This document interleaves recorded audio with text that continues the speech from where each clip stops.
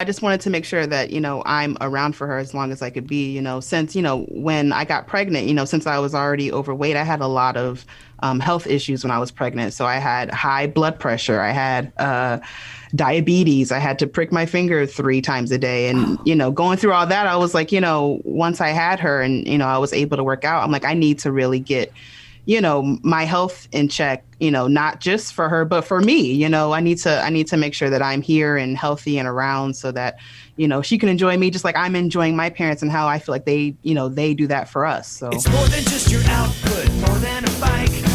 When you hear your shout out, it's all right. Put on your magic pants and let's go. We're cruising into the power zone. Clip in, set yourself free.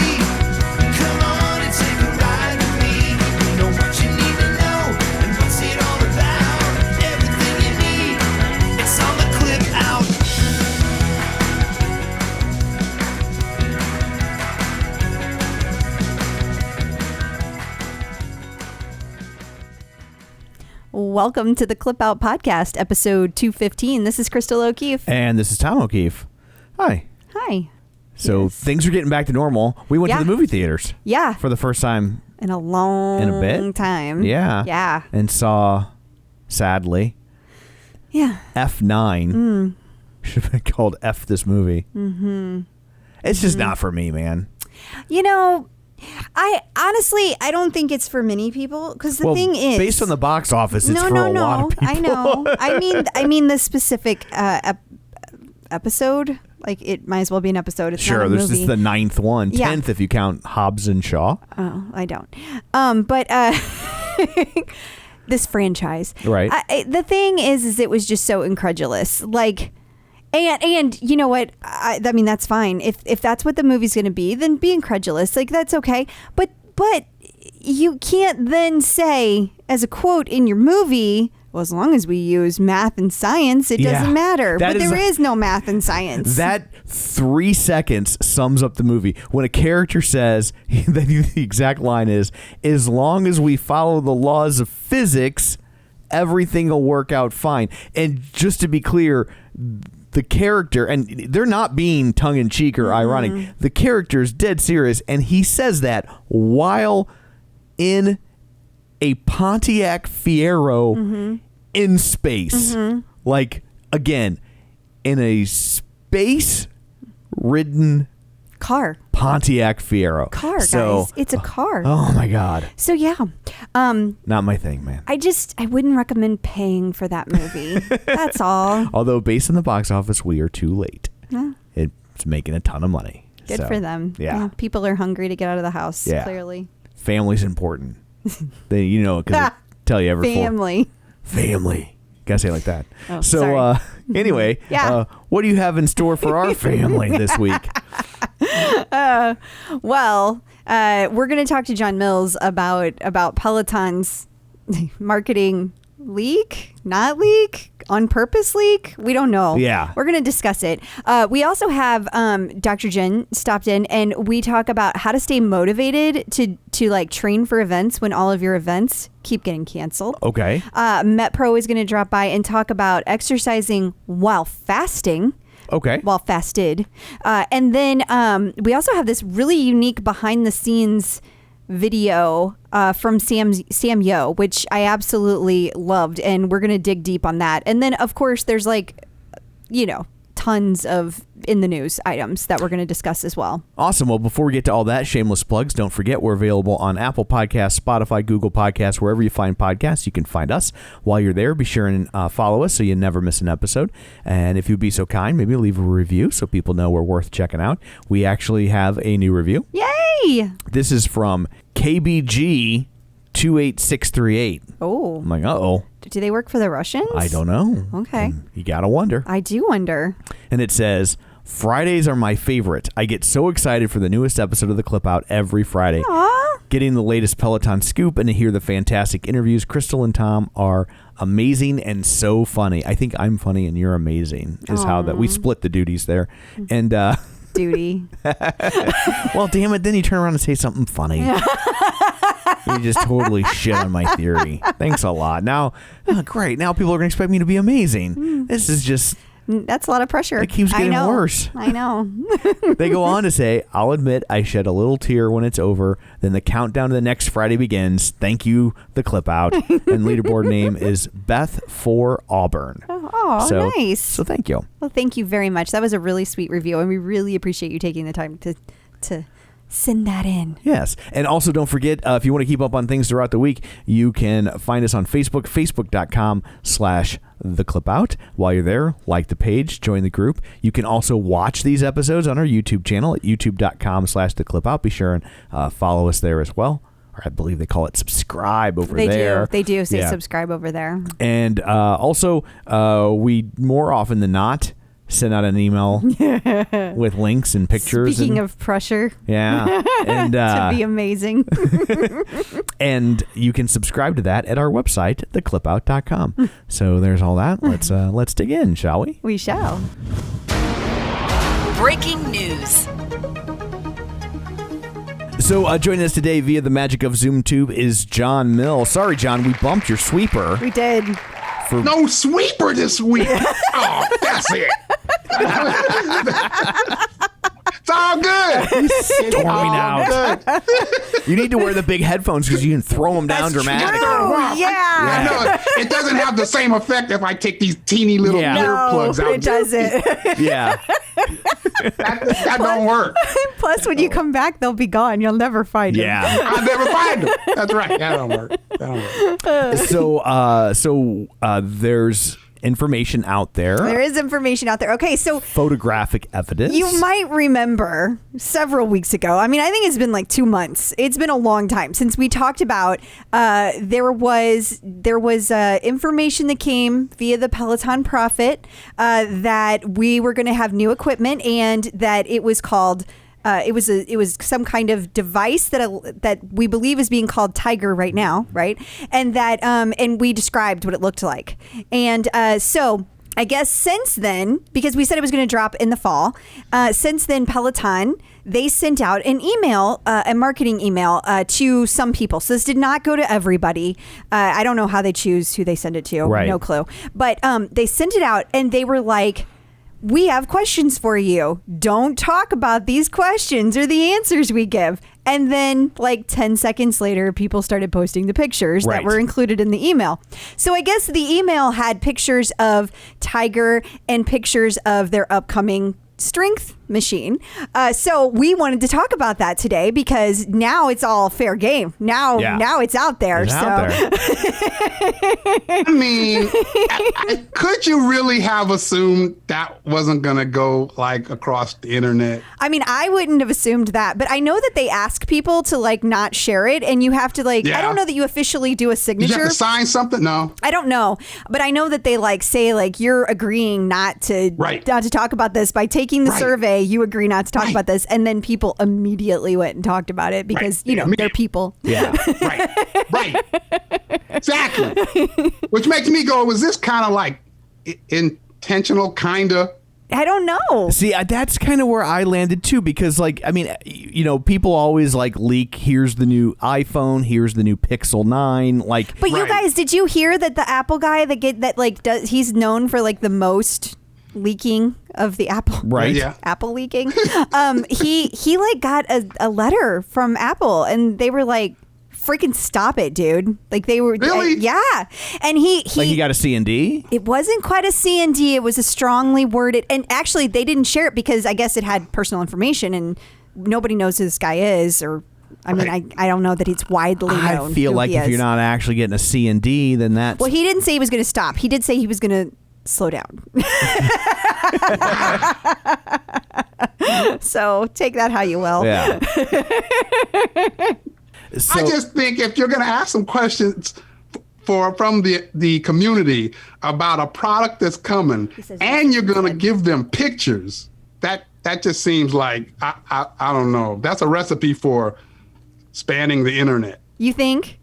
Yeah.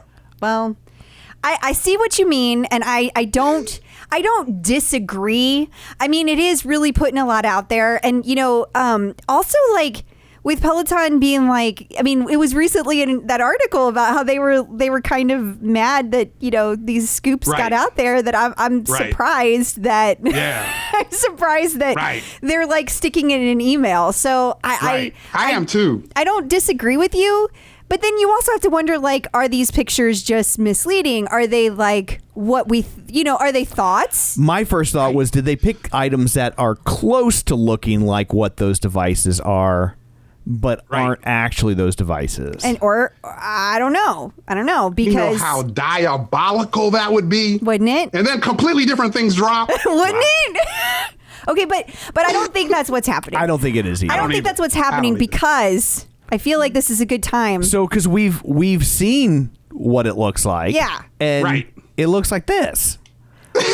So we were given permission to share this. Yeah. So here from you our go. source. That's what it looks like. We have a picture of it. If you're following us on our YouTube channel, if you're listening and you want to see it, you can go to our Facebook page or Crystal's Instagram account, presumably. Clip Out Crystal, or you can watch us on YouTube, youtube.com/theclipout. So here's a close-up look, not the little tiny thing that's been floating around, but a close-up look of what the what's this thing? The Tiger device. Yeah, this is Tiger, and it seems like from the marketing information that came out, they're at least thinking about the name is going to be Peloton Focus. Okay. So things we still don't know. What is it going to cost, and will there be an upcharge? However, I did get another little piece, little tidbit, little thing throw in there. This piece will be shipping with the Peloton wearable. Interesting. So it's all bundled together. So to me, that's more like this piece is more about using the app, because this is something you're going to see on your TV screen. What we're envisioning this is looking like is very much like the Xbox Kinect looked like, where you had an image on the screen and it followed you.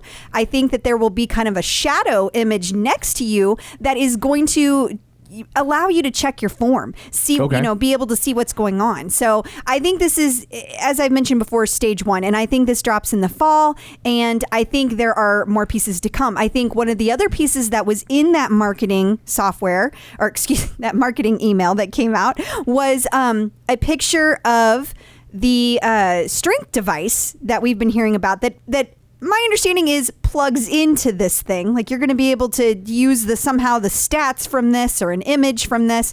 Now, John, we've talked to you at length about your thoughts on some of the devices that Peloton has looked at buying, looked at making something similar. Tell us what your thoughts were when you saw that picture.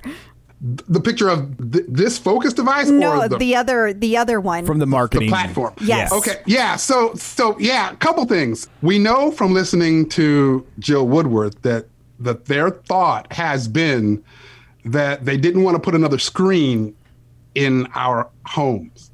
And so when we started hearing that statement kind of late 2020, I started thinking that it really kind of aligned to, if they're looking at products, and we had heard they were looking at Tempo back in 2020, it really aligned to something like a platform device like W8X that was out at the time, or things that have come since then. Like there's that Max Fit device. It's like a platform with a cable. So Tom pulled up a device that this is something like what you're talking about, right? Yeah, this company, their name was W8X back in early 2020. And when I saw it, and then later in 2020, when I heard Jill Woodworth talking about a device without a screen, my initial thought was, they're trying to do this, right? This is what's coming next. So W8X changed their name to Go Arena, and this is what you see now. And this guy you've seen on the screen, Devin Levesque, he is like a really big time super athlete trainer, and he's like an investor in this company. And at the time, I also noticed that a lot of Peloton people were following him.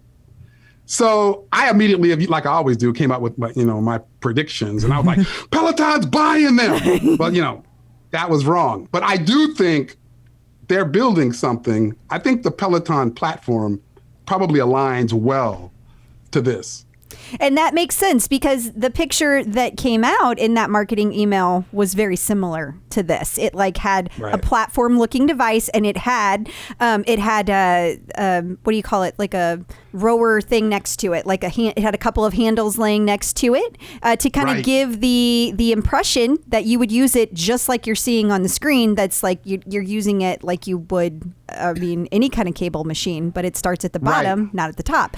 So the thought process is this is the consensus that Peloton sent this marketing email out to get feedback from Peloton community to say how should they position themselves against competitors like Tonal. So I think that those pictures, my point to all of that, I don't think that those pictures were misleading. I think that those pictures are dead on. And I think that it matches everything we've been talking about for months. So if the thing's watching you, right, when you want it to, it looks like it has a thing that's very easy to cover up the lens for your comfort, right? Yeah. Then where is that image going? You said you think there's some sort of shadow image? I think it plugs into your TV. I think this is going to have an HDMI cord, and you're going to plug it into your TV, and that matches what John was saying about how they don't want to include another screen in your house because this is going to be able to, you can use it without a screen. Right. So let me ask you this. If you think it plugs into your TV, is there a reason it wouldn't just plug into your monitor on your bike or tread? Possible. There is an HDMI port. And they've said that the Bike Plus is what you need to, and you needed the new monitor to be for it to be supported for new things going forward. Look at me remembering something. But remember, that's why we keep them around. Yeah, every once in a while. But I came up with the name of the thing, so that's kind of I got to screw up a whole lot. But like they said, if you want this your bike to keep getting updated, you need this new monitor. If you don't have the new monitor, pound sand. Yeah. Because it won't work with new updates we roll out. And we assumed at the time that meant software. And I still think that's part of it. But I mean, you raise a very good point, though. But maybe it's because they knew this was coming and they knew they couldn't make it backwards compatible with the old monitor. So they basically encouraged everybody to get the new monitor. What are your thoughts on that, John? Well, I start to think about the ability to swivel the screen. So if you have the Bike Plus, I think that makes perfect sense. Mm-hmm. If you have the bike, I don't know. You're going to kind of need that screen to be pointing at you, and you're going to be on the side of the bike to use this. Maybe Peloton. It's either or, though. Maybe it's your TV or your bike. Right. It could still work on the other one. Yeah. That's right. Right. I think that this is kind of ingenious, right? Like if you're trying to win the number of member revenue base, if you're looking at winning the space in that realm, this is kind of ingenious because you now have this product that you can kind of align with bike, tread. Now you got this platform, and you could likely charge kind of a full subscription for that.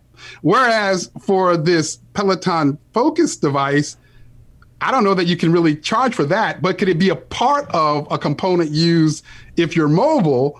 And you can kind of sell up features on this full featured device to kind of be another part of this kind of funnel towards getting people into kind of a full membership. I think it just gives both sides of the equation something, and it gives them disparate things to sell. So in my mind, it just sounds like, again, if you're looking at winning straight from a perspective of how many members do you have and how much revenue do you generate, then to me, this is ingenious.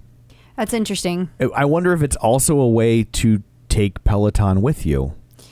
Well, that's a good point, but I don't know how heavy that thing is. Well, but if all you're taking is the Tiger device, maybe. Oh, okay, yeah. You could totally, and you plug it into any HDMI port. And now, if you're traveling, or if you do want to have a gym membership too, you just take this thing along with you. I thought you meant the platform, which. Yeah, that's too much, I would think. Yeah.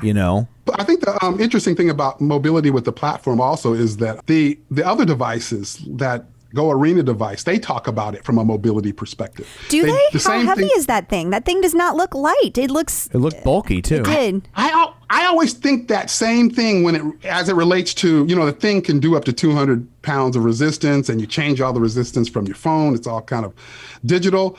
And my mind kept thinking, well, is it your body weight that kind of stops it from going anywhere? And if not, doesn't it have to have some type of base weight? And I always thought the same thing. But in all their videos, they're always using it on the beach, or they took it to them somewhere at, some park. And they sell up this you don't have to be at home deal. Right? It would and be some good of the other players that came after them do the same thing. So it would be good for people like that, don't have space for something like a tonal in their home, and they can't put it on the wall. It would be good for people like that. But like, I guess I'm just having trouble picturing where's the instruction coming from. So is that like you plug it into this Tiger thing and it shows on your TV and you just follow along? Like I'm just having trouble seeing that in my head. But it's got to be something like that, I think. Yeah, I see those things as two disparate things. I see the platform as its own kind of device that is going to have classes relative to that device. And then I see this focus device as being an add-on that you could use in classes that use the platform. You could use them in classes that are just using free weights. You could use that thing in with many different types of classes, but I see them as disparate. And I know I've kind of brought this up before, but I can't help but just question, well, first of all, how much does that Go Arena thing cost? The base product is like $2,000. But then if you start buying all the accessories, the long bar, the attachments, it has a stand, a carrying case, it's like a bunch of things. That gets you up to right under $3,000. I think somewhere around $2,700. Interesting. And then so I wonder if there's going to be an additional monthly charge for this type of thing, because I can't imagine there isn't. That's what I keep thinking too. That's what I think. I think it's going to be you start to pick and choose, almost like Apple does, where it's like, okay, you can have Apple News and Apple Fitness Plus and Apple whatever TV. Yeah, but it's all different packages, or you can buy one that has everything, and that's a little bit cheaper. I think it's going to be something like that. I don't think it's going to be just keep paying that $40 and do whatever you want. I think we're running out of that. That's interesting. Well, that's interesting. Yeah, if it's something like that, that'd be interesting. Yeah, I mean, I think that's a way to get an upcharge in there without an upcharge. It's like, well, you elected for this new thing, and it costs an extra $10 a month. Yeah, and because they've kind of married themselves to that $40, and obviously it will go up eventually, just because of time. That's and inflation. Right. But I think they're trying to hold on to that for as long as they can, and a way to hold on to that $40 but still charge more, is say, well, if we have this new thing, and if you want the new thing, then here's this upcharge. Right. Yeah. I don't know. It'll be interesting to see, because, they made great pains when the Tread came out to say, we're going to go ahead and give you this content, but it was not without a big discussion for $40. Right. And so I just felt like that was setting the stage. Mm-hmm. And now that more things are coming, I feel like they're going to be like, yeah, that was a one-time thing, folks. Yeah. We're not doing that twice. Mm-hmm. They're like, whoops. I feel like, especially given they're publicly held now. That's another reason. I think they've sold how many treads? I mean, I know that it's on pause, but it was what, 150,000? I thought it was 125. But a lot. But imagine if they got $10 a month extra from all those people. That adds up. Yes, indeed. It does. Yes, it does. Well, that is where we're at, and we don't know much more about that heart rate wearable other than it's shipping with the Peloton Focus, and we think still it's going to be this fall. So watch this space. Yep. Yeah. Good stuff. Run, lift, and live with John Mills. So Sam Yo this week took us behind the scenes. Yeah. At basically a class creation. He was showing us what it was like when he creates his All for One class. Yeah, he did one for 21 Pilots. Wait, is that right? No. Imagine Dragons. Imagine Dragons. Yeah. Sorry. I took 2 21 Pilots classes yesterday. So that's 42 pilots. Yeah, there was lots of pilots there. Yeah. And but this video is super fascinating, okay? Because he walks us through, for people who haven't had a chance to see it, you must watch. This is absolute Peloton required. Yeah. He walks us through the process. So first he gets a list of music, then he gets a mood board for and he said this was for theme classes. So I don't know that this occurs for every class, but for theme classes, this is what happens. And this mood board included details about what the band wears, the colors they wear, what the things represent. And so Sam Yo takes us through his process. He's like, and this particular piece, he was trying to work out to the actual music that he was going to do a class to, so that he can get in the zone. Like, he likes to kind of envision it.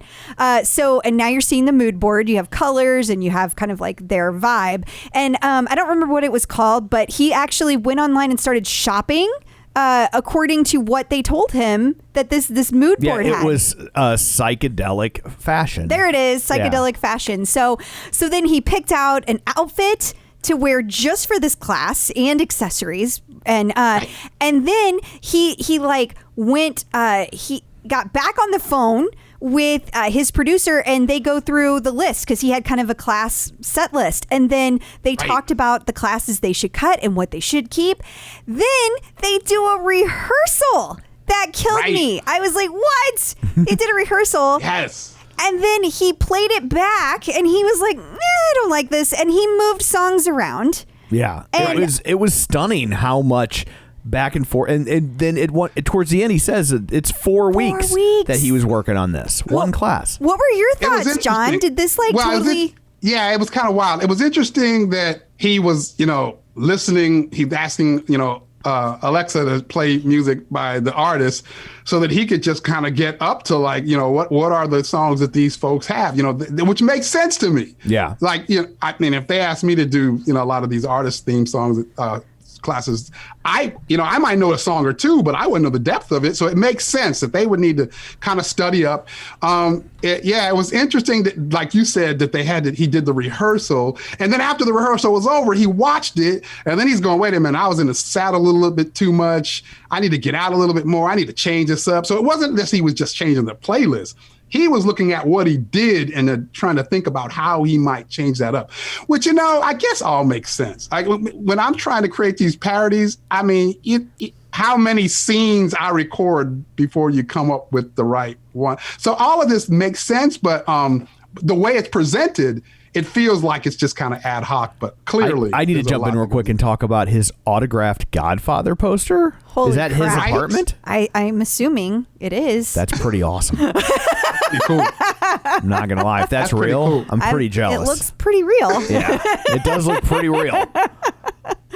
That's pretty cool. Also, I was impressed with it. I love that he cut the sleeves off. I felt like you would really bond with him over that. I feel like that was a secret shout out to John Mills. I do too. Yeah. Yeah. I love that. That's my favorite part.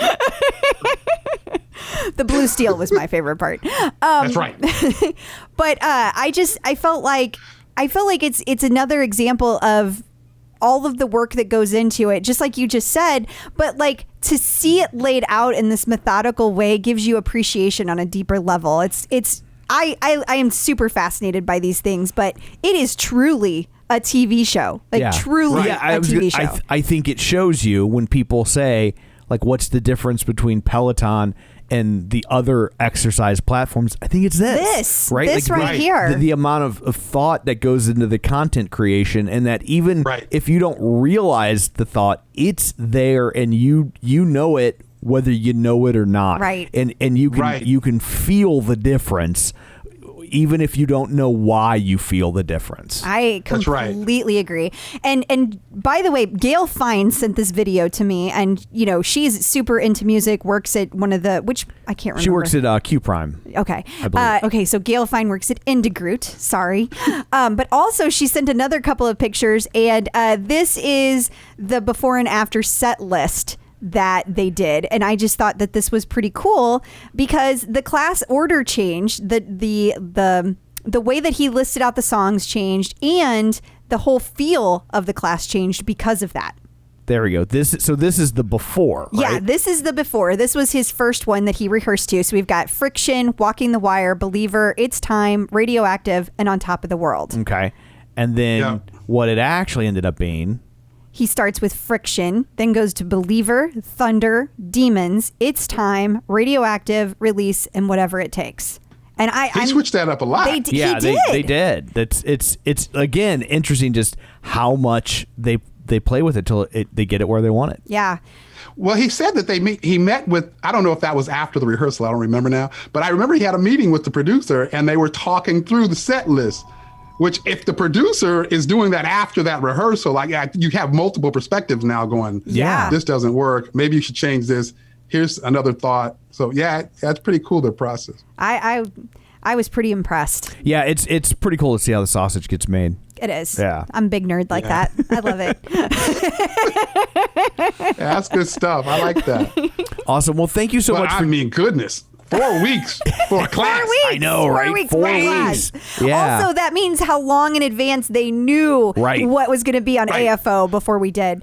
And I forgot to mention one other little thing about the sausage. They got their Yeah. like surprise email. He didn't know. It was like you've been chosen for class like that. Right, He right. didn't know the artist. Which I bet you that's probably because they have so many instructors now and there's so many artists involved in this. Right. They don't Right. want them all fighting over, well, I want to do Pearl Jam and I want to. It's just like, nope. We're just going to dole them out and you're. I envisioned them like putting their favorites in. I did too. And then Yeah. Right. and then Peloton was like, okay, X was chosen. Right. So like they don't show how it got chosen, but like Right. you got to vote and there you go. It's like choosing What I classes did in high like- school. Right. What I did like is it seemed like he was like, I'm ordering this off Amazon, and it was his own input. I as agree. to Yeah. I that's totally what it think- looked like. I would have loved that. That's the part I would have loved, like to figure out how I want to represent this, right? Yes. Rather than it being kind of dictated down. I Except think you would have bought a although- wig. yeah, you would have had a wig Right. and there would have been a green Every screen. one of my classes would have a wig, though. They probably wouldn't. Until you had to do a whole class wearing a wig. And then it would come and off. you would stop doing that. Then I would stop doing it. Yes. When you passed out. Sweating like Matt Wilpers on there.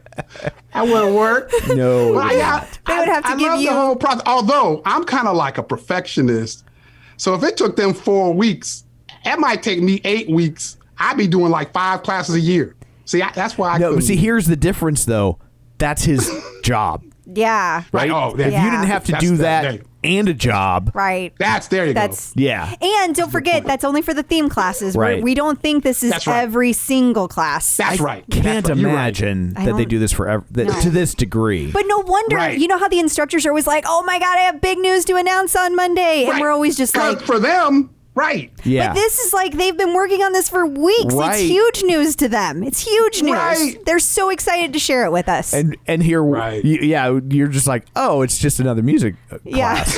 Oh, okay. Okay, cool. And they're like, I put my blood, sweat, and Yeah. tears into this for 4 weeks. You're so selfish. Yeah. You two But, should be like, And we're ashamed like, of yourself. another You class. too, Tom. I'm not into any of it. I guess we're just selfish, John. I'm consistent. And probably. I'm okay with that. Good with that. All right. Awesome. Well, thank you so much for joining us. Until next week, remind everybody where they can find you. They can find me in my Facebook page or group, Run, Lift, and Live. They can find me on Instagram, Run, Lift, and Live, or at runliftandlive.com. Awesome. Thank Thank you. you. Thanks a lot. Talk to you guys later. you Okay, later. bye-bye.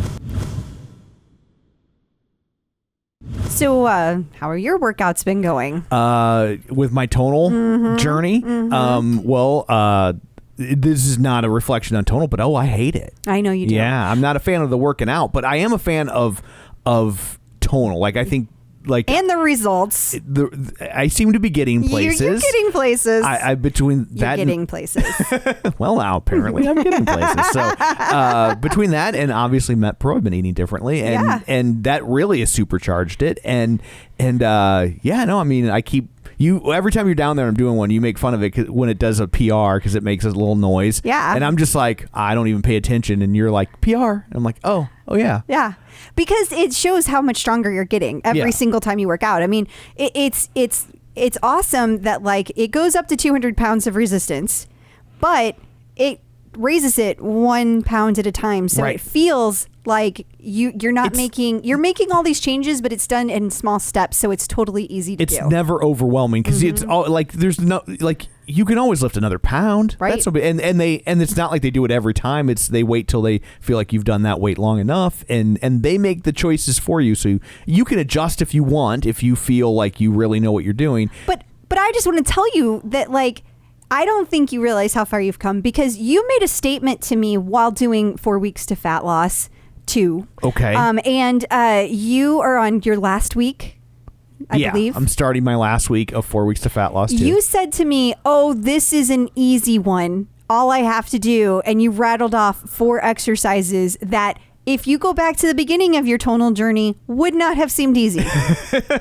And one of them was like resisted step ups and something else. And you used to like curse at them. And now you're just like, oh, these are the easy ones.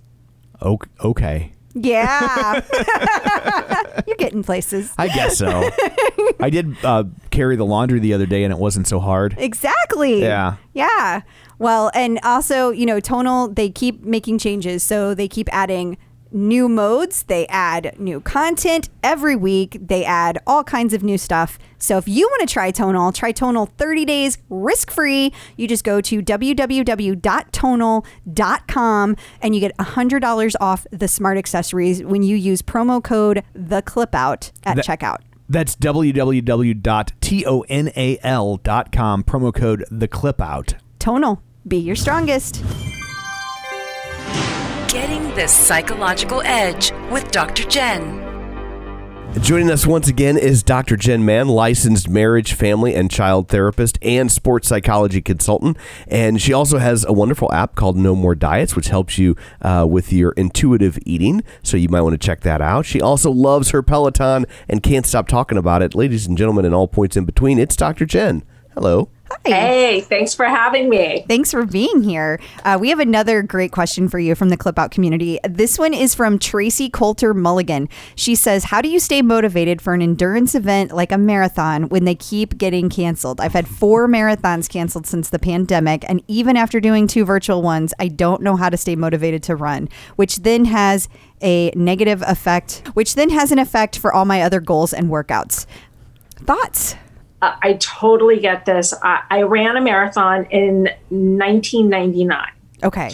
And I trained for it all year long at the time with a group called the LA Lakers. It was grueling. It was intense. It becomes your total focus. Like you can't do something that extreme and that challenging, I think, without it becoming really kind of almost the center of your life, or certainly a massive focus point. So when you have something that takes up that much time and energy and focus, and then it gets canceled, it is really devastating, like on a profound level. And I think it's also devastating we've been going through such a difficult time as a country with COVID, and with things that that are normally anchors for us: birthdays, weddings, anniversaries, holidays, trips, school, going to the office, all of this stuff that for so long we have not been able to do. That when you have something like that you kind of go, okay, well, maybe I can't go to my cousin's wedding, but I can do this marathon. And I also think that sometimes psychologically we focus more on exercise because we're kind of like, well, that's the one thing I can control. I can't control if the numbers go up or down. I can't control what's going on, but I can control this. And then to have that pulled away from you is really, it's a horrific blow. So look, the first thing that I would say is I wouldn't do any marathon. I wouldn't sign up for any marathons in areas where the numbers tend to be high. I would try to push things to much further out as opposed to much closer, because we're just starting to open up, and especially with this Delta variant, we don't know what's going to happen next. So I think that kind of being cautious about what races you sign up for, especially big ones, because look, if a 5K gets canceled, you're probably not going to be hit as hard because you're probably doing a few of them leading up to your marathon. But if you sign up for a half marathon or a marathon, like that's going to be a particularly heavy blow. So I think that that's one thing. I also think that kind of preparing yourself psychologically and having sort of a backup plan. Okay, if this marathon gets canceled, I'm going to do the virtual marathon. And I get that they are just not as satisfying. But at least it's something that you get to utilize the skills that you've built during that training period so that you can have evidence of what you've done and have that sense of accomplishment, I think is important. That's a really good idea. And along those lines, maybe she knows somebody locally that she could run with that's safe, like they're in the same bubble. And if something gets canceled, they could still even participate outside. Yeah, exactly. And definitely having a running partner makes a really big deal psychologically. And the studies actually showed that if you have a running partner, you're more likely to complete a marathon. When I did the marathon that I did in 99, the time I invited like 20 friends to join me because I figured like not everyone's going to make it through. Right. I think that 5 actually started with me, and at the end I had 1. Wow. But that 1 was everything because we would meet. I mean, I remember we had runs where we met at 5 o'clock in the morning. I lived in Brentwood at the time. We would meet in the dark, like sometimes in the rain, running together. It was an intense bonding experience. We really got to know each other on a deep and profound level because you run for hours and hours and you're talking, and it was amazing. But the studies actually do show that having a running partner makes it more likely you'll complete a marathon. That makes sense. And in a way, you have completed a marathon because the pandemic has certainly turned into one. Yeah. For sure. Yeah, we all completed one this last year. So should all get medals. Yeah, exactly. I think it was one of those ultra marathons, one of those 100-milers. Yes, absolutely. Yeah. Well, thank you so much for joining us. Until next time, where can everyone find you? You can find me on all social media, on Snapchat, on Instagram, on Twitter, Facebook, all of it, TikTok, even at Dr. Jenn Man, 2 N's on Jen, 2 N's on Man. Awesome. Instructors in the news. So we were talking about Samuel earlier, and he's actually featured on Gizmodo this week. Meet Samuel, Peloton's geekiest instructor. Which is perfect for Gizmodo. Yeah, it's true. Part of me is like, did he hire a new publicist? And the other part of me is, should he hire a new publicist? But I guess as a geek, there's no shame in it. So yeah, I mean, that freak geek flag fly. That's hard to say. Yeah, it is. Yeah. But you know what? He has a lot in common with you and everyone in his household. He likes Karate Kid, Star Wars, and Transformers. I don't like Transformers. I know. Yeah. I said a lot of things in common. And I also used to be a Buddhist monk. Oh, you did? No, not at all. No. I don't have the patience or wisdom for something like that. So, well, I see that Back to the Future is also included here. Okay, so. Ghostbusters, Superman, Lost Boys. Okay, yeah. We'd probably get along just fine. Yeah, I think you would. So if you have not checked out this article, I highly recommend you do so. Make sure that you are subscribed to our newsletters so that you can get it right in your email box this weekend. And then Shape.com has Robin Arzon, and they talk about her postpartum recovery routine. Yeah, which I have to say, okay, so she's officially back this week. Okay. Her first ride was in fact a all for one ride. People had thought maybe she's going to do an In the Heights, and she will be doing one, I'm sure. But that was not her first ride back as we thought. Right. It was the all for one, and she didn't miss a beat. She was right back up there doing her thing. Yeah. So this article goes through and talks about how she's been adjusting to postpartum recovery. And so I just have to ask, because I have the picture. Is that a new picture? And yeah. So I've lost track of time. Is her child 15? No. Like, how did she? I mean, so she recovered very quickly. Clearly, when you have like 0% body fat, Sure. she has an appropriate amount of body fat. I don't want anyone to think that I'm saying anything. She has an appropriate amount of body fat, but she's very lean and she's very strong, and she watches what she eats, and she eats vegan. Right. And she never stopped exercising. So all of those things, if you have the ability to do all of those, are going to make it faster to recovery. Yeah. To recover. So yeah. Congrats, Robin. You're not jealous at all. No. Yeah, there she is. Is that her? Does she already have a grandchild? Has it been that long since she had a child that she's already back in shape like that? That's baby Athena. Okay, like that's something, man. There she is, holding that baby, looking with that flat tummy. We're jealous. Good for you. Yes, well done. Clip out. So joining us once again via the magic of ZoomTube is Angelo from MetPro, here to answer all of your nutrition questions. Hello. Hello. Hey, guys. Hi. You know, we've been asking questions from the community, the Clip Out community, and we have another one about fasting. This one is from Lisa Goldman, and she is curious what your thoughts are on intermittent fasting, especially the value of working out while fasted. I'm a little worried because this question's been on our list for a little bit. I hope she hasn't been fasting this whole time waiting for an answer. Well, she is intermittent fasting, so I think it's okay. She's taking breaks between the fasting. I was a little worried for Lisa Goldman, so... Okay, repeat that one more time. First question. Without Tom saying something dumb. No. Thank to the magic that is the internet. You cut out right where you got to the juicy part, where you said she had a question about intermittent fasting and blah, blah, blah. Right, exactly. Okay. Well, she would like to know specifically or especially the value of working out while fasted. Okay. So very common question. So this is, of course, a bit of a can of worms with a lot of tentacles. So I'll try and be as direct as I can.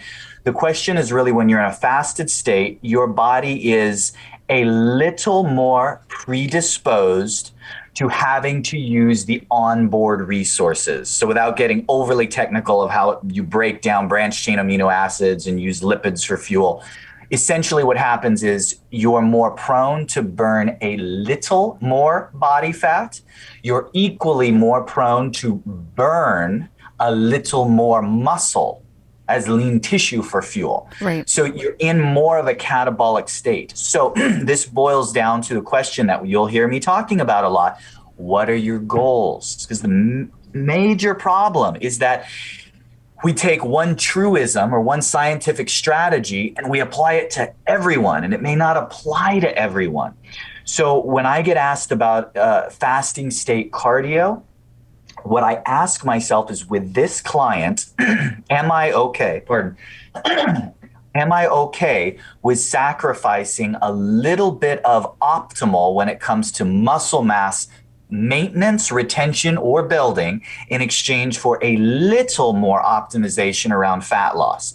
Now, I want to underscore a little, because fasting state cardio is a nuance.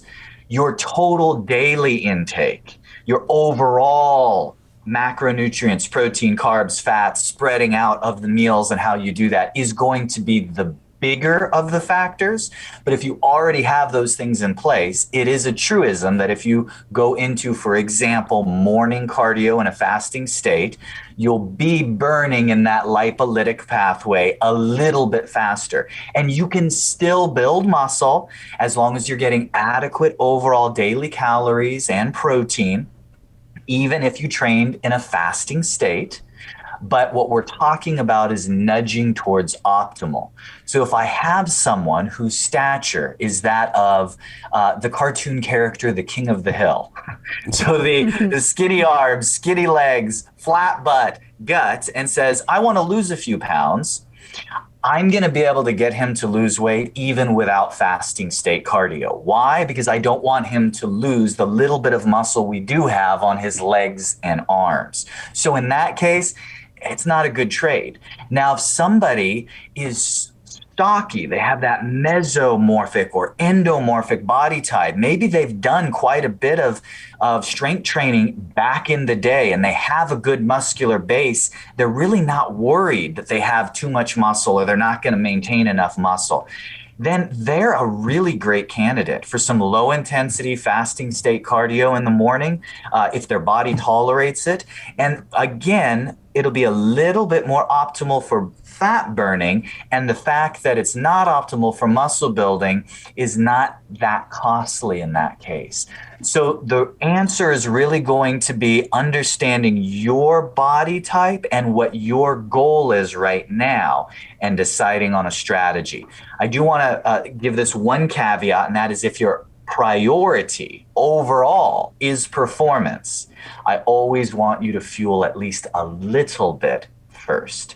That's going to be optimal if performance is your number one priority. No, that makes perfect sense. Yeah, absolutely. Definitely. Okay. All right.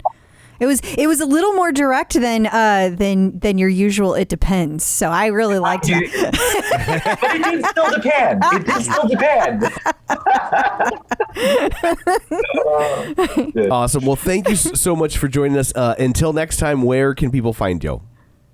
metpro.co/TCO. Awesome. Thank you. Peloton in the news.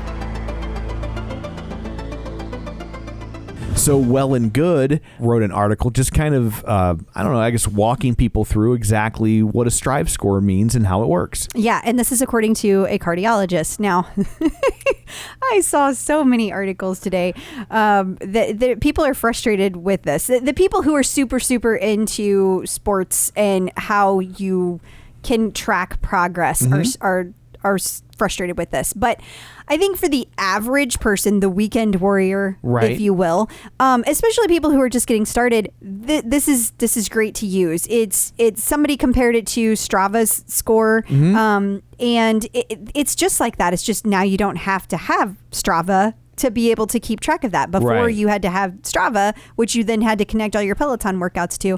This is going to be something you can use all the time. And with that brand new wearable coming out, that means from day one, you're going to be able to keep track of your heart rate. You're going to be able to keep track of your strength, your Strive score, and you're going to be able to see how you're progressing. And generally, you want to see 30-minute class to 30-minute class, less. You want to see a trend over time showing higher output and less of a Strive score. That should be the trend you're seeing for the different types of classes you do. Gotcha. You're striving less because you're more efficient. Exactly. Yeah. You nailed it. Look at that. And that's basically what this says. Yeah. So, and I'm sure there are lots of ways you can accurate calculate it. metrics and whatnot, but like for some, especially like it may be for a lot of people, it'll be a stepping stone. Exactly. You start this and then you get to a point where like, oh, that's not telling me enough. And then you go and find the other stuff. Right. That's exactly right. Mashable had an article this week about how to connect your AirPods to a Peloton. Yeah, I just thought we should highlight this because since I've become an Apple user, it has become clear to me that people who do nothing but Apple don't always know about other options out there. So if you use an AirPod with your phone on your iPhone, right? It just finds each other and it's a happy union. Gotcha. And it's instant, and I will give it that. Like okay. It's working.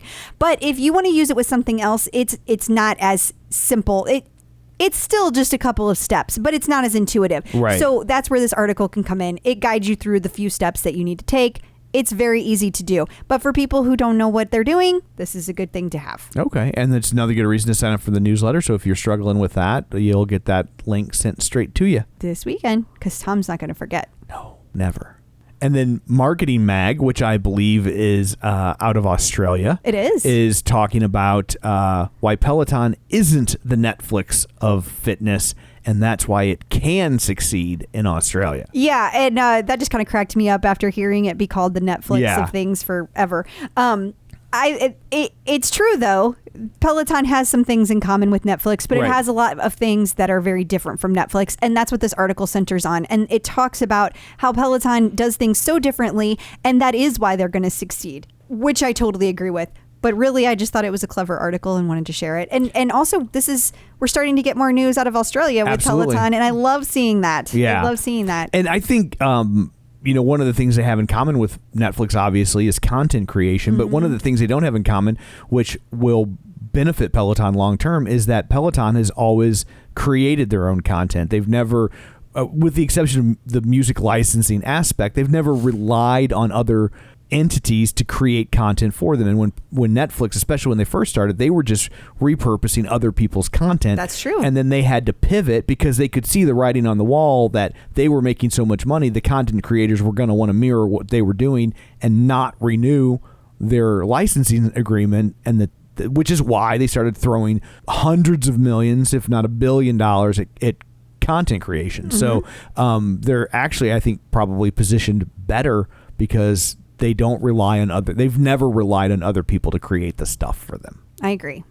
And then also interesting article about Hipgnosis. It's spelled weird. Financials and what it could mean for the future of Peloton. And I guess they've been going around buying up a lot of music licenses. Yeah, and I just thought there was really just one line. If you could scroll up just a little bit, this goes through where they're getting their revenues from, their information. Sorry, scroll down so I can see additional information. I was wondering. That was weird.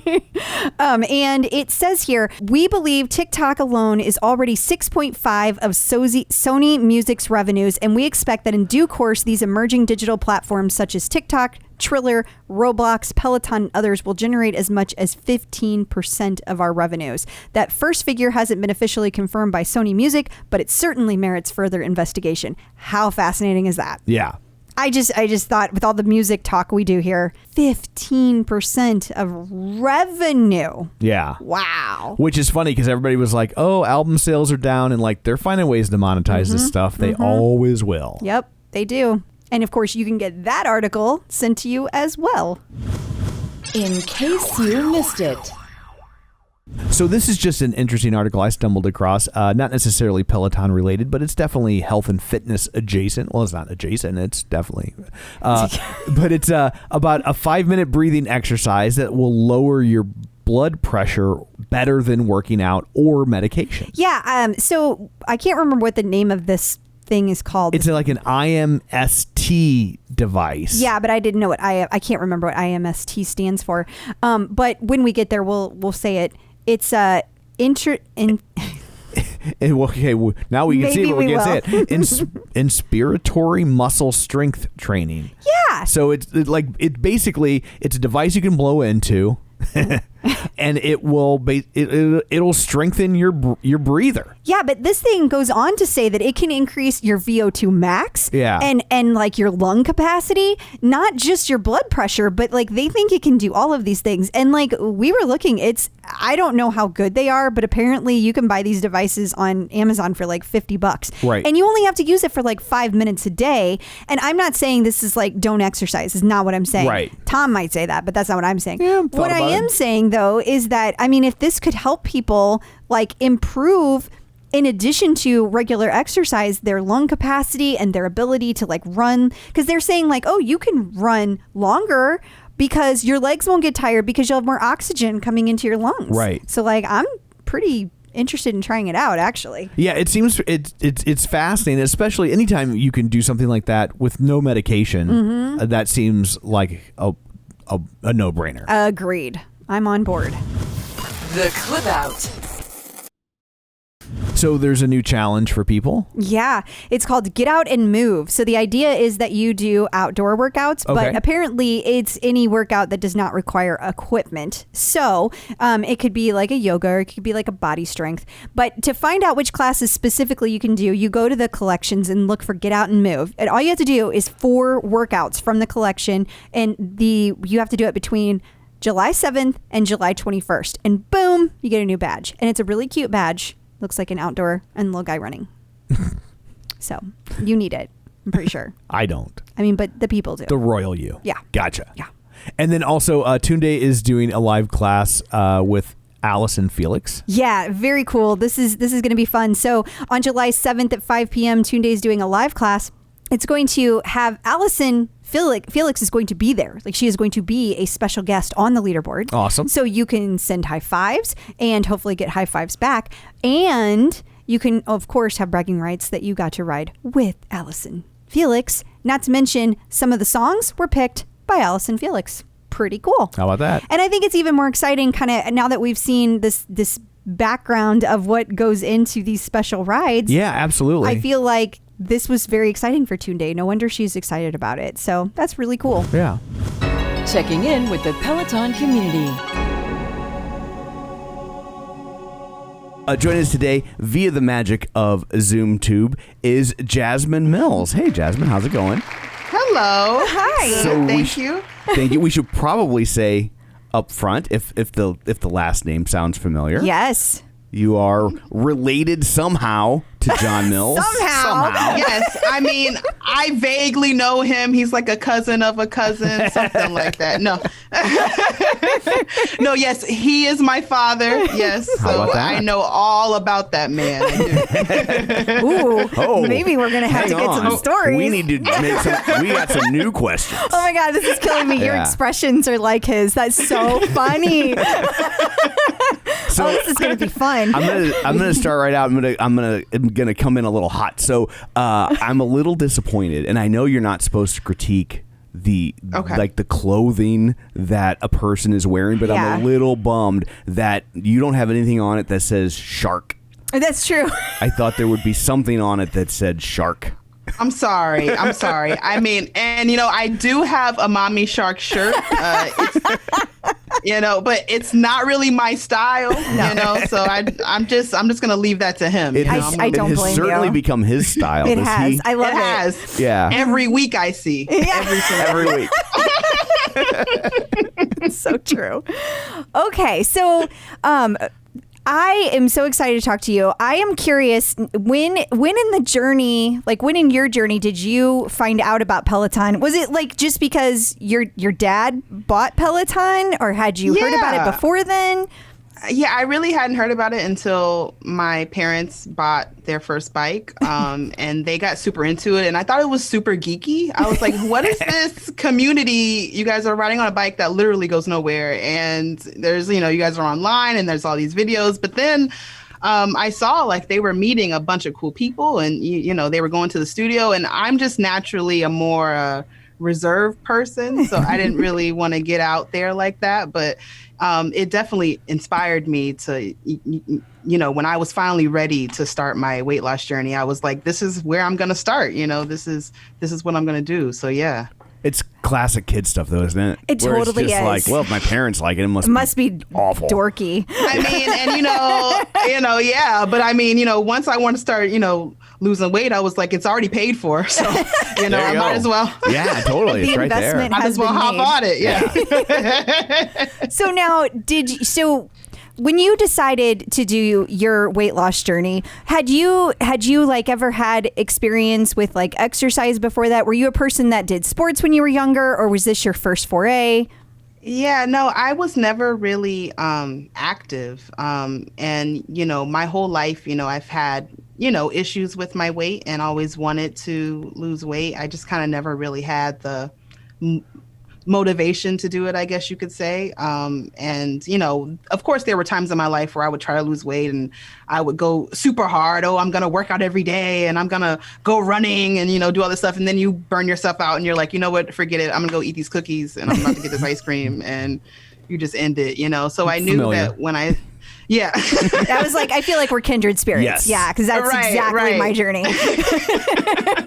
But it was really something about having my daughter that made me want to display a healthier lifestyle, and I didn't want her, especially her being a little girl, to watch her mom having any kind of like body image issues. So it really inspired me to finally do it this time. Yeah.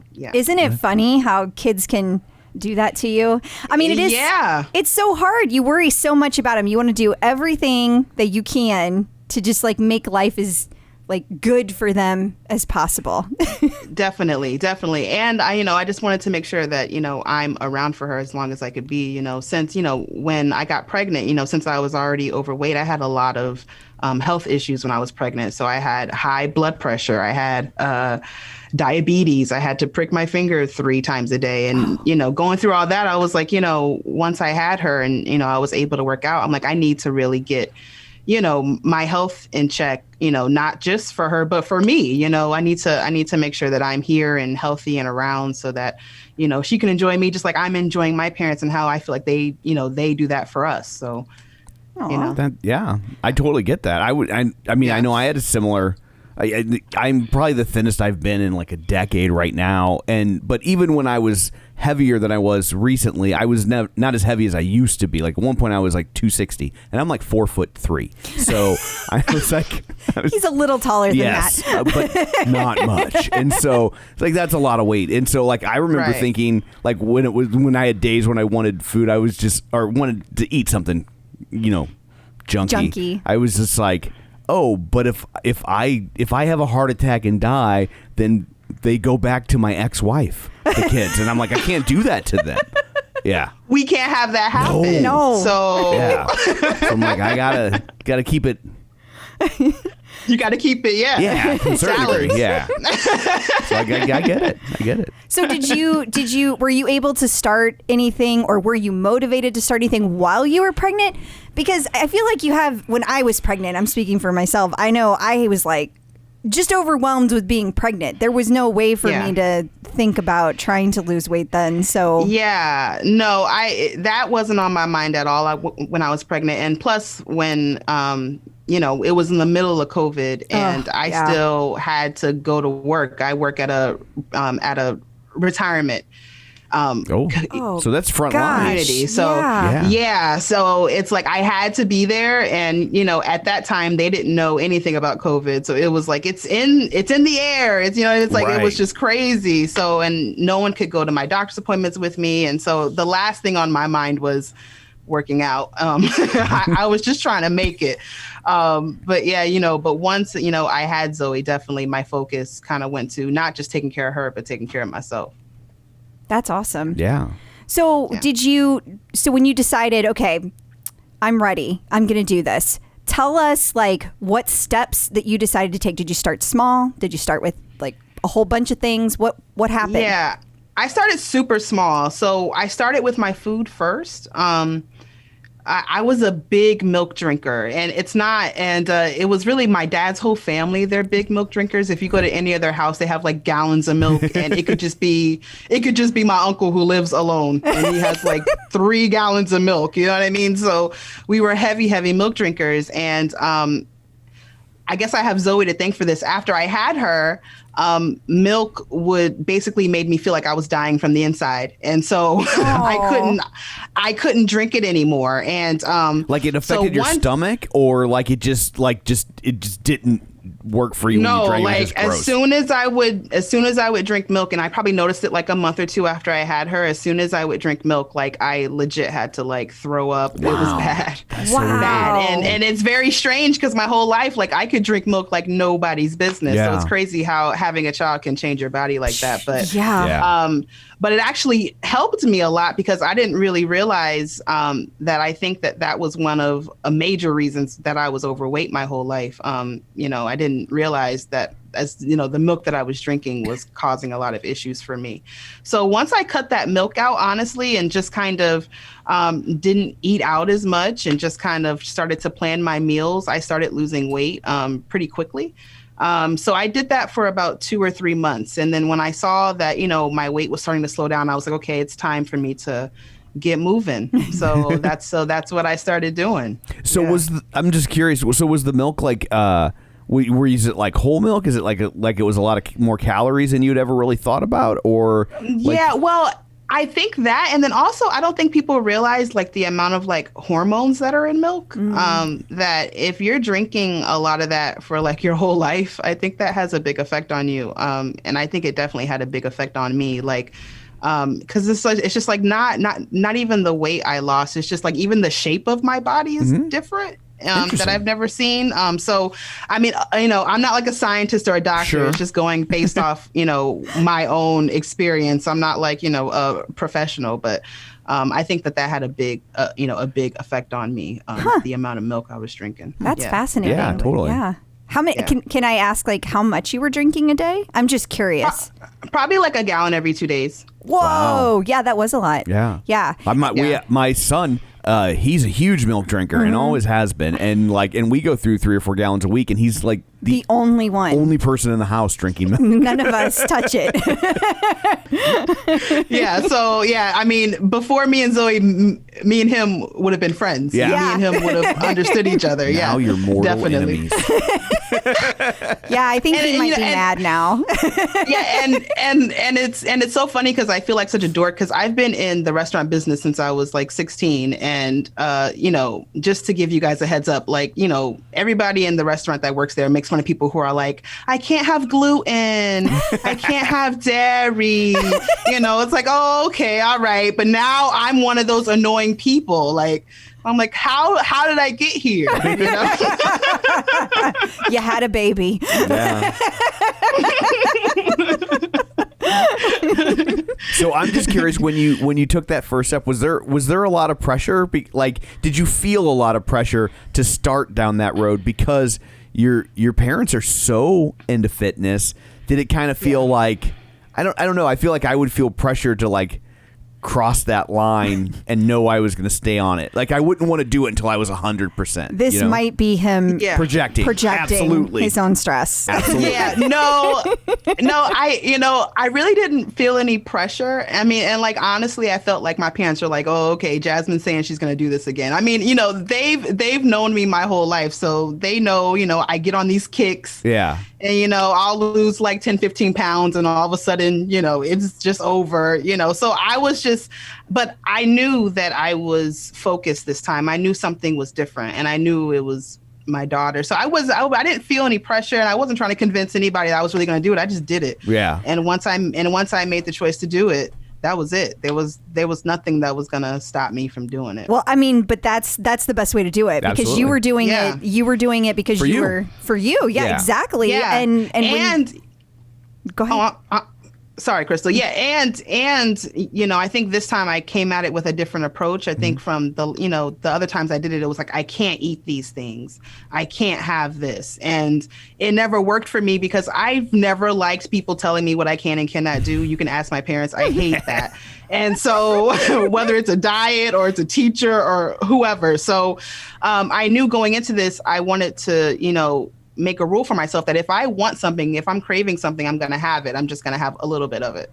So that's kind of been my mantra. So if I want fries, I'll get fries. I'll just get a small fry and I'll just eat until I'm satisfied. I don't have to get the large fry with the ketchup and the burger. You know what I mean? I just have a little bit of it. So, and I think that's made more sense for, lifetime, because saying you're not going to have bread for the rest of your life, like, are you serious? Like, you know what I mean? Like, you're going to have bread. And then if you make that rule that you're not going to have it, once you break that rule, you feel like a failure. Right. So, you have to give yourself, permission to eat what you like. Well, and it's like balance. It's like Dr. Jenn always says too, that like when you take away something, you replace it with something. And so you didn't come at it at a negative, I can't. You were like, I'm going to have it. It's like a different mindset. And so I think that led you to a healthier, happier place. So you didn't feel like you were fighting against yourself. Right.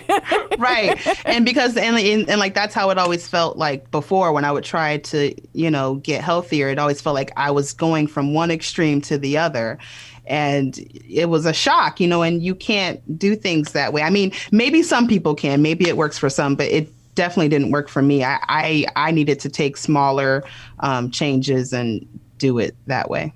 Okay. So now you joined Peloton, the community. You're with us now. You're one of us now. Yes, I'm here. I have arrived. So where did you start? Did you start in the bike? Did you start in the tread? Well, when I first started working out with Peloton, it was probably like 2 years ago, and it was on the bike. So my leaderboard name is a bike name, Riding Dirty 89, but I'm mainly a tread girl. Oh. I am mainly a tread girl. I love the tread. Rebecca Kennedy, if you are watching, I love you. Your hikes are life. I love her hikes. Oh my God. A 45-minute Rebecca Kennedy hike will get your life together, honey. You got it. Okay. I have to ask, did you take the hike? I don't know how recent it was because I took it on demand, but it was a hike where you were basically at 15% the entire time. It was all 45 minutes. It was for like 27 minutes. You were at 15%. I thought I was going to die. That's not a hike. That's a climb. And like halfway through, I was like, this chick is crazy. Like, does she know we're still at 15%? Like, I don't think she know. Like, it was crazy. But it's great because like after her hikes, you feel like you've accomplished something and you feel so strong. And the next day you feel so lean. Like, I love her classes. So it's like, I get really anxious leading up to knowing I'm going to like do it. When I put it in my stack, I'm like, oh, do I really want to put this in my stack? But after I do it, I'm like, yes, I'm a badass. ass. I just did this. That's It's awesome. So is she your favorite instructor? Is she your go-to? Yeah, I think she's tied with Jess Sims. Jess Sims. I mean, Jess Sims. I love you, girl. Oh, Come and on, she's amazing. Come on, Jess. Yeah. And, I'm super jealous because I feel like Jess Sims and my dad, they're like friends. And I don't really talk to Jess Sims like that. So I kind of want to get on that wave. But you just got to start talking to her. You just talk to her. That's what your dad does. He just talks to everybody. Yeah, he just talks. Yeah. But kids go the other way. That's how they rebel. I know. Start making videos about her. That's what I gotta do. I need to keep this camera that he has me set up with and just make videos and be like, Just Sims, please. He'll let you borrow his green screen for $1. Yeah.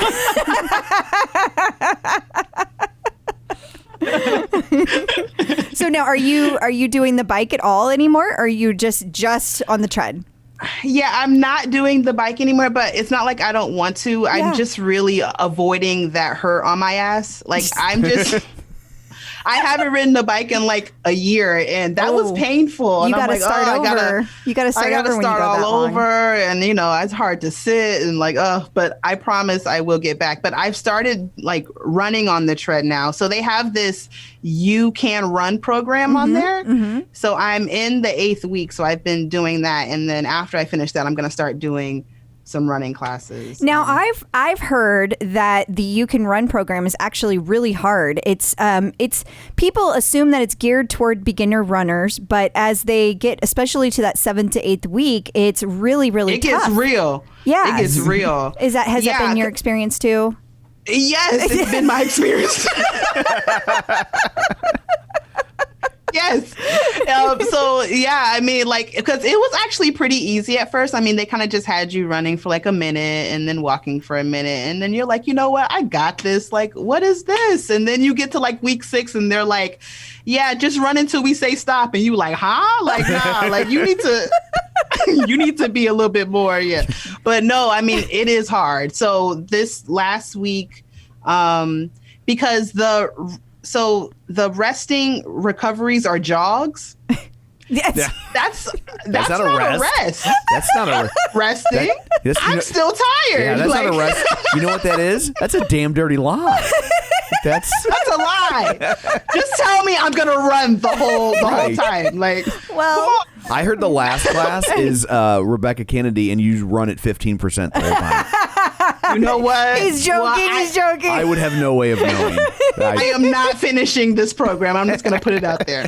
I'm not finishing it. Good job, Tom. Now you got to. She's like, I'm out. I'm out. and you know what? I just realized we've talked about your amazing weight loss, but we never said how much you lost. How much have you lost altogether? So actually, I weigh myself on Wednesdays. I'm at 97 pounds now. Wow. Dang. 97 pounds lost. Lost. Yeah. Yes. That's incredible. I mean, just incredible. No. I don't weigh 97 pounds. That's never going to happen. I'm just going to ever. I just wanted to make it clear so people knew. Like I've lost 97 pounds. That's amazing. It is thank amazing. You. That's a person. My goal was 100, so I have three more pounds until I'm at my goal. But now that I'm here, I'm like, I kind of want to lose some more. So I think I'm going to just keep on going. But I'm very, very proud of myself that I finally did this. I'm in Wonderland is what they call it. And I haven't been here since I was 17 years old. So that is seriously incredible. Awesome. But okay, so what is the plan? Is this like maintenance from here on out? Will you continue working out? Do you have a plan? Yeah, so I mean, my plan is I'm just at maintenance. I'm going to just continue to work out, build on my fitness. I've started to do strength training. I'm going to, of course, get on the bike, and like I said, I've started to run. So I'm really like getting into exercising, which is hilarious because I wouldn't have said that a year ago. It gets you, doesn't it? Yeah, it really gets me. And now I'm like in a schedule. So as soon as I put Zoe to sleep, I go work out. So it's like automatic. As soon as I just go right down and I just work out. And it's like my own little time to just be to myself, now, and just work on myself. Did you struggle with that at first? Like finding a time that worked and like finding you time? Yeah. Because I know that's hard Yeah. for moms, especially new moms. Yeah. And I guess my answer to that is there is no finding time. You just gotta because I'm always tired. You know what I mean? Amen. So if Yeah. I say I'm not going to work out because I'm tired, that means I'm never going to work out. And so I had to kind of just tell myself after Zoe goes to sleep, it doesn't matter if she goes to sleep at 9 or she goes to sleep at 11:30. I'm going to work out. Doesn't matter how tired I am. I'm going to work out. And it just kind of, you have to make that choice that you're going to do it regardless. But, and also make sure you give yourself rest days and don't feel guilty about the rest days, because when I first started working out, I would feel guilty like, I didn't work out today. And you need to give your body, time to heal too. So, Yeah. Well, I think especially at the beginning, a rest day feels like what it felt like when you weren't working out. like so it you're feels worried. like when you weren't doing anything. Yeah, you're like, and- is this the beginning of my slide? Yeah. I mean, I Right. still feel that Right. way if I take a couple days off. I'm like, I may never get back to it, because it's easy to Yeah. stop. It's so easy to stop. It's so easy to stop, and it's so easy for a day to turn into 2, to turn into a week, and then all of a sudden you're like, oh my God, I haven't worked out in a month, and it's like, it's so easy to get there. So I definitely understand the fear. Like, I didn't work out last night because the last You Can Run class on Tuesday kicked my behind, and so my legs were so sore, and I was like, I just can't do it today. But then I felt guilty today. I was like, I didn't work out last night. But it's like, stop, you were in pain. You know? Yeah. Yeah. So as soon as we get off, because Zoe's actually with her dad right now, I'm gonna go and do the You Can Run class. You look really excited about this. Yeah. Let's hope that I make it. You'll make it. You'll make it. Yeah, that's the thing that I think it's important to remember about any workout class that you do is you don't have to do every single thing the instructor says. Like, you can walk. I know they're telling you to jog, but if you I can't, feel guilty though. I feel like I'm cheating. And I get you don't that. Feel like you're cheating. Well, it depends on what my goals are, What's right? your stance on cheating, honey? Go on. We're listening. It seems like she's good with it. Oh my gosh! Wow, I did not see that coming. But for real, I feel like it depends on your goals. Like my goal with working with MetPro lately, it's all about you have to do steady state cardio. So sometimes my heart rate is getting up too high. I need to slow down to keep my heart rate at a certain level. But if your goal is to kick your own ass and fall into bed exhausted, then keep going, so it just kind of depends. But sometimes people think that they fail if they slow down. And I just think that it's important for people to remember that. And I guess I'm one of those people. I feel like I'm cheating, but I guess I have to change my mindset, Crystal. Well, I mean, but I mean, my mom tells me that too. She's like, as long as you keep moving, that's all that matters. Exactly. So she's like, don't feel stressed if you can't keep up with Rebecca Kennedy. But it's like, no, I'm gonna keep up. Yeah. And you know what? I had to come to terms with it because I take classes with Bex Gentry all the time, and I don't know how many classes you've taken with her, but she thinks a jog is anything under 7. And I'm like, on my best day, I'm not hitting 7. At a sprint, I'm not hitting 7. Bex, it's not happening. Bex is insane. Bex is insane. Her first You Can Run class I took of hers, she had us running to just a beep. Uh-huh. I was like, I'm about to die. Yeah, I'm like, I'm about to die. I can't listen to this. Can we put on some Usher or something so I can forget that I can't breathe? I'm just listening. Was this their Star Wars run? It's come on. They're trying to get you used to cadence because part of perfecting your form is running at 180 cadence. That's proven by science. Yeah. But it's crazy because in theory, and this is theory, I haven't proven it. It doesn't matter how slow or fast you go, you can run at 180 cadence. And it's true. But it doesn't make sense because my feet go faster. And if my feet go faster, then that means that I'm going faster. So I don't believe that. Well, all I will say is I don't know if I'm running because I'm not counting my feet. I don't know people who can do There's that. 2 of them. I'm not. I'm not. Spoiler. I feel weird. I thought you would know that. You have a child. You need to pass this sort of information on. I'm really slipping, you know? I'm sorry. But I will say that paying attention to like my foot turnover has made it easier to run at faster paces. Yeah, definitely. So I can go from like 5 miles per hour to 6 miles per hour, and it doesn't feel like I'm working that much harder. Ooh, very nice. So I don't understand, as someone who I don't even like, this will shock people, not a runner. Huh. Yeah. Really? And, so how can you do 180 cadence whether you're fast or slow? Do I not understand the meaning of the word cadence? Am I? No. That was pretty much my point. I don't really understand it either. But they say that you can. That like it's about how. Like I don't. You know what? Yeah, I really don't know. I shouldn't try to explain it. Yeah, I don't know. Like the faster you go, just like the faster your feet should be going down, but you're not actually. You know what? I don't know. See, you ended up in the same place. We don't know. We just know that's what they say. Sounds like that's what they said. Like running is an optical illusion. I will say though, like Jasmine said, it's crazy because when I make a conscious effort to keep my feet close, like not do a long stride, so keep my stride very short and keep my feet quick. So you're taking short steps and make them quick. Yeah. Then it is an easier effort than like running like a long stride. Stride. Yeah. Okay. Because striding is like takes a lot out of you and a lot of energy. It does, and your hamstrings will be really mad at you. Your quads the next day. I don't think I could take a long stride. I'm just too because short. You're short. Yeah. All of mine are like mouse it'll runs. be long for you. That's right. Okay. That's it's right. all relative. That's right. Yep. Yep. She's got it. I don't need your pity.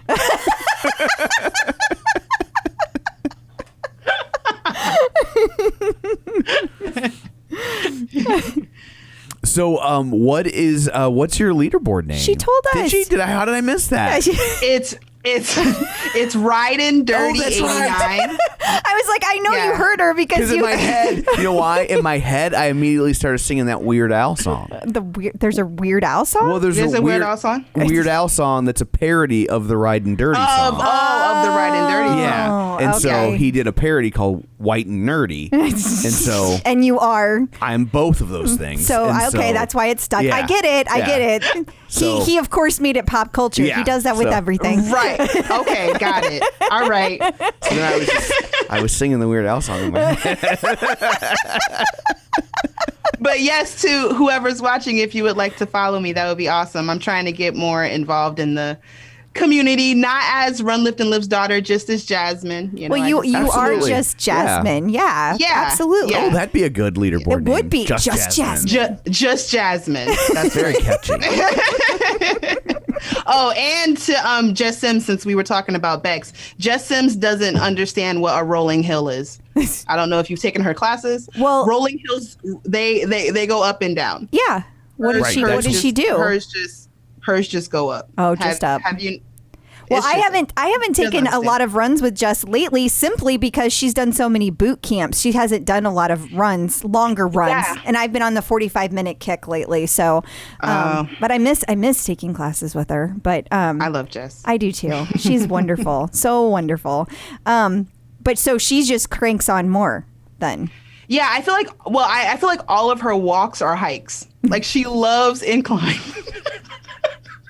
Somebody needs to tell her this is not a walk, this is a hike, Jess. Yeah, there was this one time I had taken like Rebecca like three days in a row, and I was like, I can't do another hike. I'm gonna do something easy, and Jess had this like 20-minute pop walk or like hip hop walk, and I was like, perfect. I'm gonna take something quick, easy. It's just a walk. She had us at like 12%. I'm like, whoops. What are you doing? Oh, that's But since funny. I feel like I'm cheating, I went to the 12%. But see, if I would have known, I could have just stayed flat. But I play games with myself in that way. So like, just for an example, whenever I'm doing something like that, and I'll be like, well, I got to keep the incline at whatever she says, but I can back off the speed. That's the way I justify it, you know? So I'll do whatever incline, but I can do the speed at a point that I'm not dying. I'm not going to fall over. So that's my goal, to stay upright. Perfect.